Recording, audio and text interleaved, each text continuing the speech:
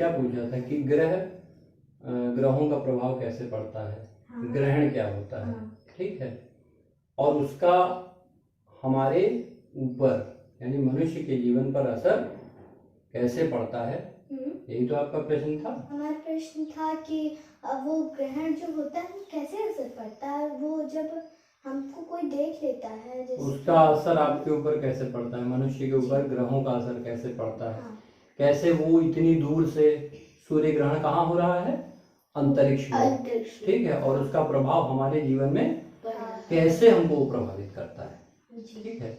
हम सबसे पहले ये जानेंगे कि उसका असर हमारे जीवन पे कैसे पड़ता है।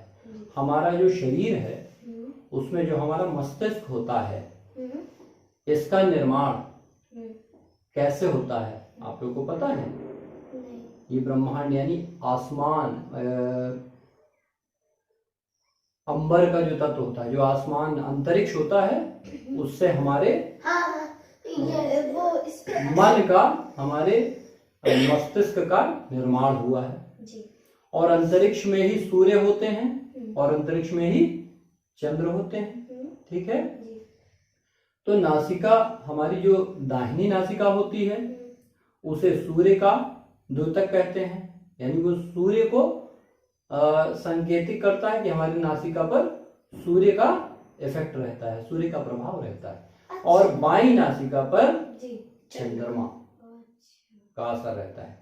तो जब अंतरिक्ष हमारा मस्तिष्क है और हमारी नासिका सूर्य और चंद्र का द्योतक है, यानी वहां का प्रभाव हमारे सूर्य पे पड़ेगा, क्योंकि अंतरिक्ष से हमारा मन का निर्माण है, यानी अंतरिक्ष से हम बने हुए हैं। तो वहां कोई भी हलचल होती है तो उसका असर हर मनुष्य पे, हर प्राणी पे, पशु पे, सब पे बराबर पड़ता है, क्योंकि उन्होंने ही हमें इतना वो बनाया नहीं, क्योंकि सूर्य के कारण ही हम जीवित हैं, इस पृथ्वी को ऊर्जा मिलती है।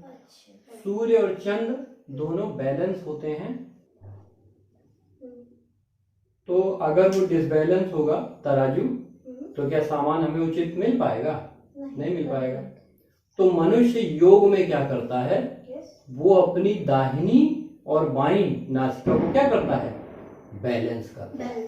पापा, जैसे वो चंद्रमा नीचे होता है, सूरज ऊपर, वो सूरज के ऊपर होने से वो सूरज के ऊपर होने से सुबह हर लोगों के पृथ्वी पर वो ऊर्जा पड़ती है और रात होने पर चंद्रमा पे सोने का टाइम। हाँ बिल्कुल सही कहा आपने। जब वहाँ कक्षाएं होती नहीं, हैं तो पृथ्वी चक्कर लगाती है। हाँ पृथ्वी जब शाम होती है, शाम ढलती है, फिर कुछ और होता है, ऐसे होती है, ठीक है। तो चक्कर लगाती है, इसीलिए दिन और रात बदलते रहते हैं। खैर उस पर हम बाद में जाएंगे। अब इन ग्रहों का हमारे ऊपर प्रभाव कम पड़े, इसके लिए हम उस सूर्य तक यहाँ से पहुंच सकते हैं, कोई मानव पहुंच सकता है, कोई पशु पक्षी पहुंच सकता है, लेकिन हम वहां बिना पहुंचे अपने सूर्य का, अब उस ग्रहण का जो असर मनुष्यों पे है उसको यहाँ बैठे कैसे बैलेंस कर सकते हैं, अपनी दाहिनी और बाईं नासिका यानी सूर्य और चंद्र को बैलेंस करके। क्योंकि सूर्य के भी हाथ पैर होते हैं, मुंह होते हैं, पर दिखते नहीं, ऐसे होते रहते हैं, दिखते नहीं है पर, और चंद्रमा के भी हाथ पैर होते हैं पर दिखते नहीं। अच्छा जी, तो ये और ऐसे धीरे धीरे वो लोग चलते रहते हैं। आदित्य का ज्ञान ये है कि उनके हाथ पैर होते हैं, हमें दिखते नहीं है। ठीक है, कोई बात नहीं, आगे चल के हम ये जानेंगे आदित्य की जो है उनके पैर होते हैं कि नहीं होते हैं, आदित्य को अच्छी जानकारी है। ठीक है, अब हम लोगों को क्या करना है, केवल क्या करना है, अपने मन को, अपनी नासिकाओं को, जो श्वास है उसको जब हम बैलेंस करेंगे तो हमारे अंतरिक्ष में जो हलचल है वो भी क्या हो जाएगी, संतुलित हो जाएगी, बैलेंस। यस, ठीक है।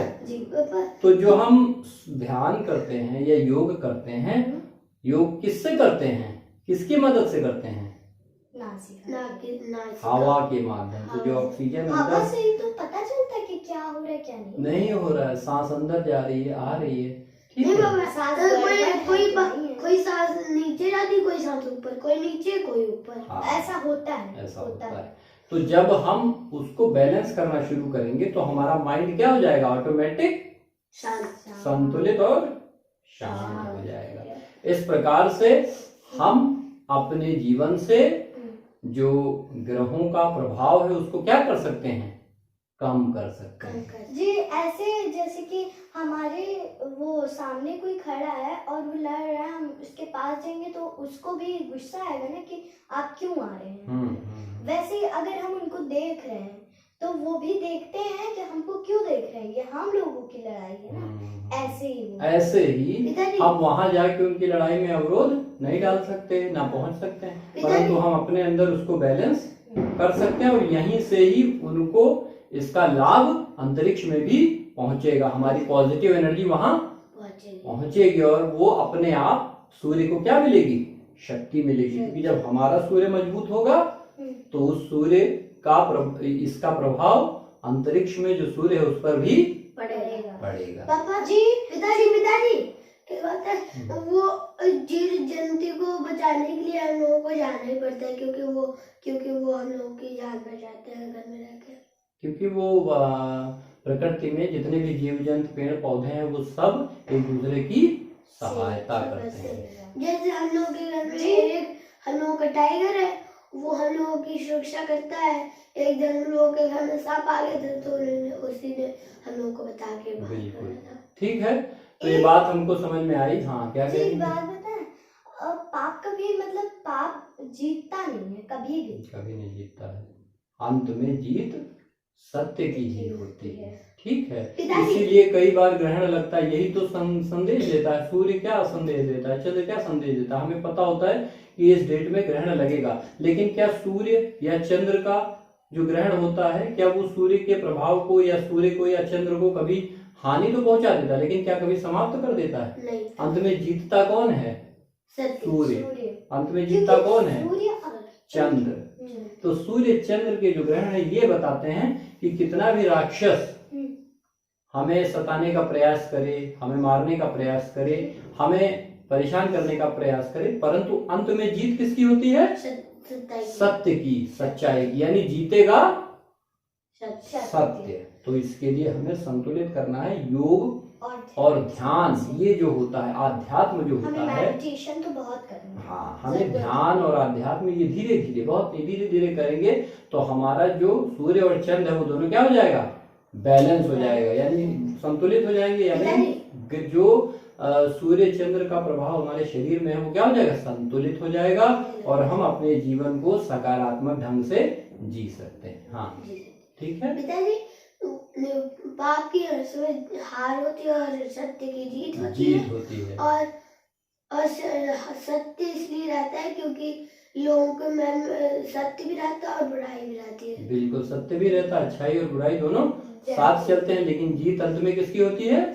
सत्य की। इसी के साथ हम आज की ये ज्ञानवर्धक वार्ता को यहीं पे पूर्ण करते हैं और सूर्य और चंद्र के लिए हम कामना करते हैं कि उनके ऊपर जो अमंगल छाया हुआ है, अमंगल रूपी बादल, राक्षस दूर हो जाए। जी आपने हमें बताया था कि हमारे शरीर में भी मंदिर होता है। बिल्कुल।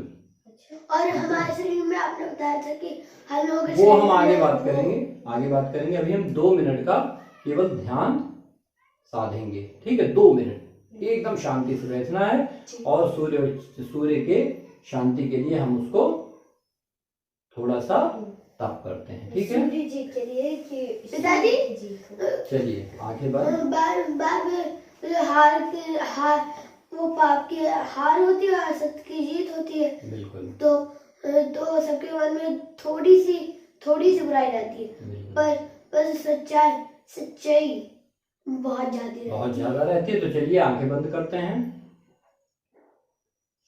और पूरा ध्यान अपनी नासिका पर करते हैं।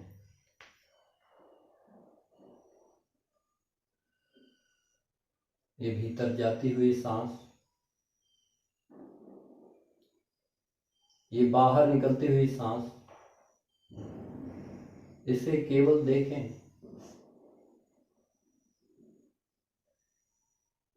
खूब शांत, खूब सजग खूब सावधान। दीपावली के दूसरे दिन मंगलवार सूर्य ग्रहण 4:30 से 5:30 के मध्य, और उस मध्य हम उस सूर्य के लिए अपने भीतर के सूर्य को, चंद्र को संतुलित करने के लिए ध्यान की साधना कर रहे हैं, जिससे अंतरिक्ष में शांति, सत्य और विजय का उद्घोष हो और सूर्य चंद्र का ग्रहण दूर हो सके। तो अपनी सांसों को लगातार अनुभव करना है। सांस भीतर आ रही है, सांस बाहर जा रही है, और हम उसे देख रहे हैं।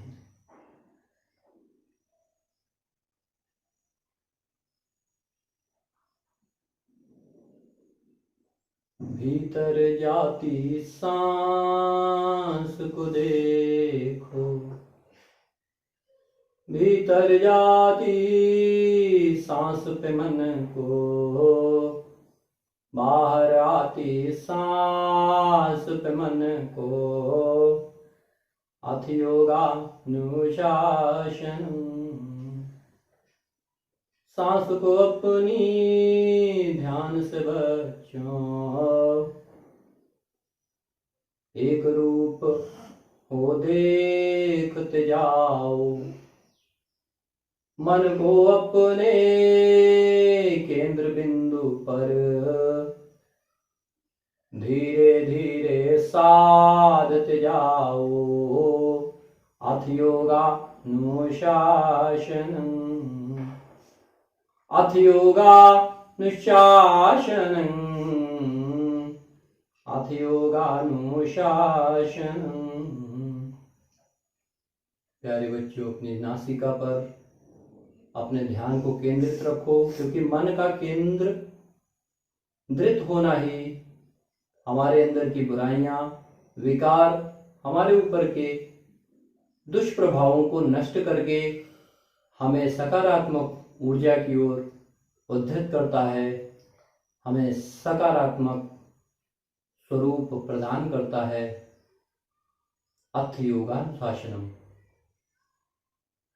अपने मन को अनुशासन में करने का सबसे सुंदर रास्ता है।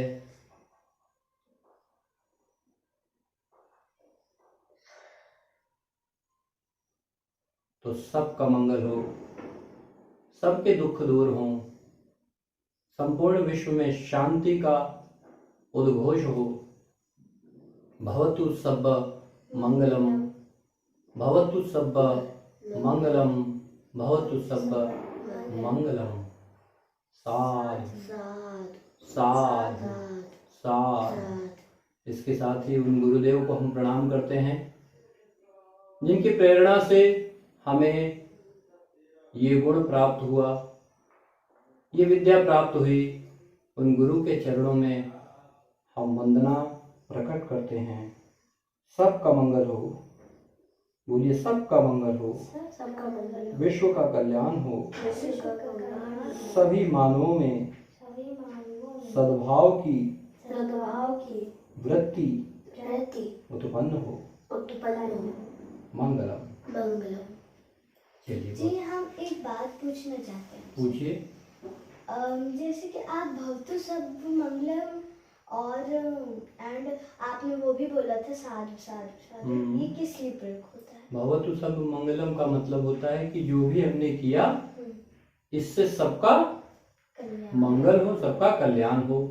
और साधु का आशय ये हुआ कि जो गुरु, चाहे वो पिता हो, चाहे गुरु हो, चाहे माता, कोई भी जो हमें अच्छा ज्ञान देता है उसे हम कहते हैं साधु साधु। यानी आपने बहुत अच्छा कहा, इससे हमारा मंगल होगा, इससे इस विश्व का मंगल होगा, इससे जीव जंतु प्राणी चर अचर पृथ्वी आकाश पाताल सबका मंगल होगा। ऐसे वचन आपने कहे, इसके लिए आपको बहुत बहुत साधुवाद। आप भी बोलिए। जी पिताजी, अब जो अनुशासन, अनुशासन, साधु, और तो वो भी बोलते हैं कि सबका मंगल हो, बट उसका मतलब मुझे नहीं समझ में आया। अनुशासन का मतलब होता है कि आप कोई काम कर रहे हैं, क्लास में पढ़ने जाते हैं, कोई काम करते हैं, आपकी जब मर्जी हुई आप भाग गए, 10 बच्चे हैं, 100 बच्चे हैं, सब अपने अपने आप भागेंगे बिना अनुशासन के, तो पढ़ाई हो पाएगी।